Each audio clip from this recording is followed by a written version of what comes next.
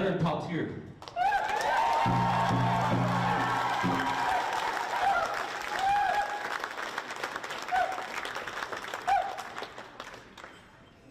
Hello, everybody.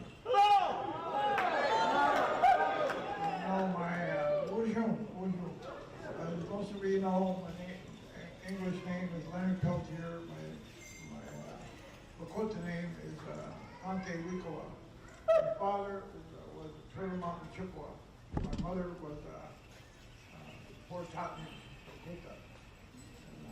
And so I have two parts of bloodline in me, and I'm very proud of that.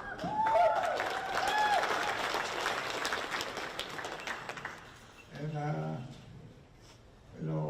I spent 49 years straight in prison for something I didn't do and was not really legally convicted of.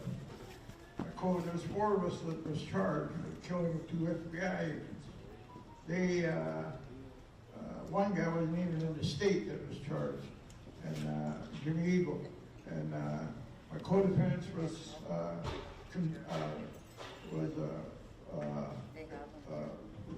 found not guilty by reasons of self-defense. They were able to prove and show what the government was doing. They killed over 60 Lakota people over there. All you have to do is look up the church investigation committee, and they found 62 natives were killed. And so they said, put the full weight of the American government on Leonard Peltier. We need a conviction. This is our last time to get a conviction. When I was no more guilty than my co-defendants. And so I spent 49 years. I didn't think I was going to make it. I'm 80 years old now. I was a young man when I went in. I was 32.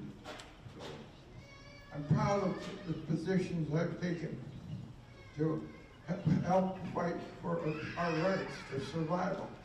I was 13 years old in 1958 when they came to Turtle Mountains here, and they said that we got to be terminated. We were the second reservation to be chosen for termination, and the nominees were the first ones. I can honestly and happily and proudly say I was at those demonstrations. I wasn't supposed to be there. My dad didn't want me to be there, but I went anyway.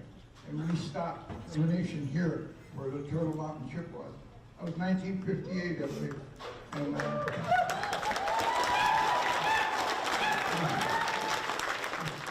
still here today, I see. And I see we're doing pretty good. We're doing pretty well. When I left, we didn't have a pot to piss in of. We didn't have nothing, man. So it's really it's amazing how much what's happened in 50 years. It's over 50 years because I got about 15 years good time. Good time counts. So, I'm happy to. I'm so proud of the showing and support you've given me. I got a hard time keeping myself from crying.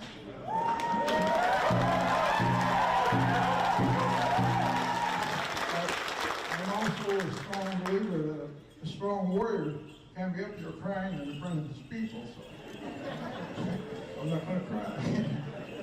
I want to say thank you very, very much for showing me this support. It was surprising. I was totally shocked, but surprising to see all of you lined up there and welcoming me home. I was June 10th. Went before the parole board, and they gave me a death sentence. 15-year hit. I'm 80 years old. How am I going to do 15 more years without the medical treatments I need? And Nick was there trying to help me, and Holly and all of them. And so we went a different route. I told Holly, go to them and tell them, give me the clemency and give me home confinement. And that's what they did.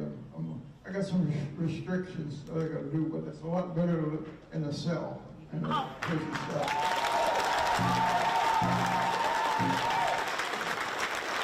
When I first went in to prison, They treated me like shit, man.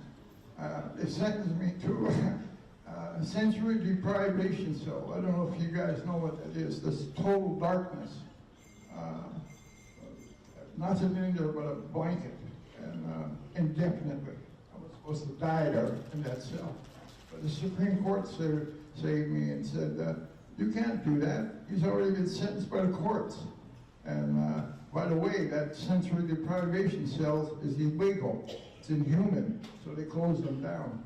So I made that progress for us in the prison system anyway.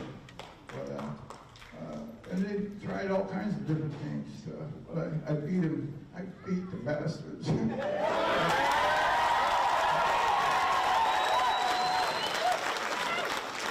killed me in Springfield, Illinois Medical Center. They had me in multiple blood transfusions, and they had me in a coma for 14 hours. And then they told me later, they said, well, we might have made a mistake there, and that was just, but I got another idea, let us try this. And I said, F you, you're not going to kill me like I'm going to just lay back and let you kill me. Hell with you. And I stood up to it. And I'm still alive, so I would not let them operate on me anymore.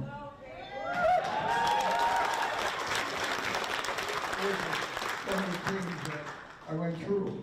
It was not easy. Another thing I did was I made sure all Indian issues was the top subject in all my protests and all my activism to bring these issues to light to around the world. And I was pretty lucky from that.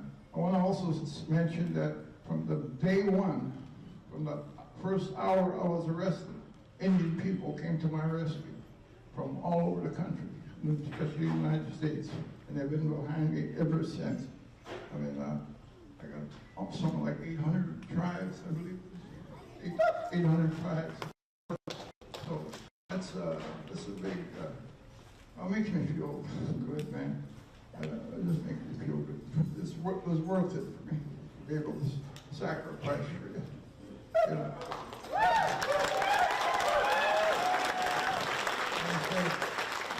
I don't want to stand up here and talk too much. I might start crying. But thank you very much. I love you all.